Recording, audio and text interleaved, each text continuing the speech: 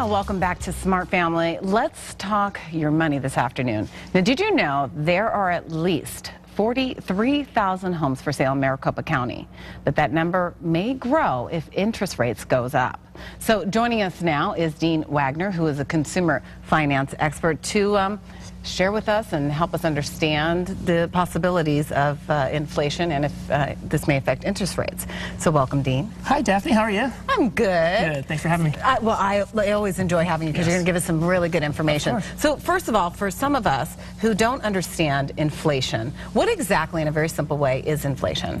Inflation is the dilution of our currency. And so basically it takes more money to buy the same amount of goods. So like the value of the dollar basically goes down. Correct. And so in today what we're talking about is how it reflects to housing and mortgages. Now mortgages, that's a long-term debt instrument. That's 30 years into the future. So you can imagine, Daphne, will you lend me some money for 30 years? You're going to go, hey, a lot of things can happen. So today $1,000 buys $1,000 worth of goods. But the question is, in 30 years from now, does that still buy $1,000 worth of goods? Think of it in terms of groceries, or $1,000 right now is a refrigerator.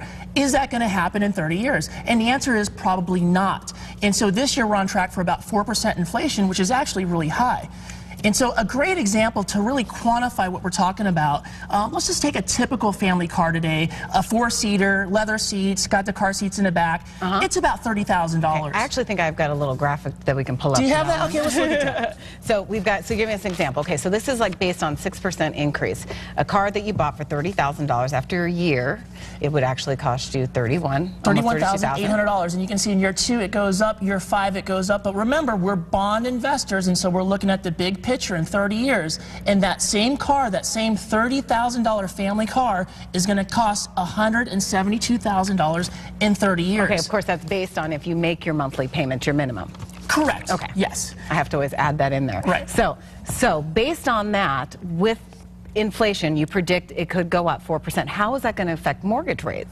Well, it has to go up. So they have to pass along the buck. So to attract those same investors, that same amount of money, because remember, a mortgage is an investment to an investor. They're looking for a rate of return. So if I can make 10% over here or 10% over there, I have to make 10% in the mortgage market just for it to stay competitive to attract my interest. And remember, this is long-term debt. This is talking 30 years. Right. So what the fear is that if rates go up, or if inflation happens, rates have to go up. It's going to affect housing. You're going to see a spike in housing, and then it's going to be questionable.